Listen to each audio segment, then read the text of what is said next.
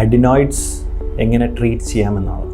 ഇതിൻ്റെ diagnosis usually nasal endoscopy അല്ലെങ്കിൽ എക്സ്റേയുടെ സഹായത്തോടാണ് നമ്മൾ ചെയ്യുന്നത്. മെഡിക്കൽ ട്രീറ്റ്മെൻറ്റ് എന്ന് വെച്ചാൽ നേസൽ സ്പ്രേസ് ആണ്, അതായത് സ്റ്റിറോയിഡ് നേസൽ സ്പ്രേസ് ആണ് ഇതിന് നമ്മൾ യൂഷ്വലി പ്രിസ്ക്രൈബ് ചെയ്യുന്നത്. അതിന് പുറമെ കുട്ടികൾക്ക് പലപ്പോഴും അസോസിയേറ്റഡ് ആയിട്ടുള്ള അലർജിക് പ്രോബ്ലംസ് കാണും.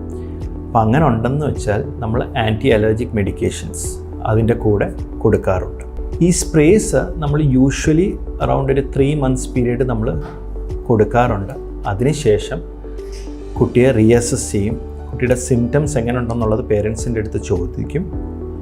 ഇമ്പ്രൂവ്മെൻ്റ് ഉണ്ടോ, ഈ സ്നോറിങ്, സ്ലീപ്പ് ഡിസ്റ്റർബൻസ് ഇതെല്ലാം പെർസിസ്റ്റ് ചെയ്യുന്നുണ്ടോ എന്നുള്ളത് നമ്മൾ ചോദിക്കും. അത് ഇമ്പ്രൂവ്മെൻ്റ് കാണിക്കുന്നില്ല, ഈ പറഞ്ഞ സിംറ്റംസ് അതേപോലെ തുടരുകയാണെങ്കിൽ പിന്നുള്ള ഓപ്ഷൻ സർജിക്കൽ ഓപ്ഷനാണ്.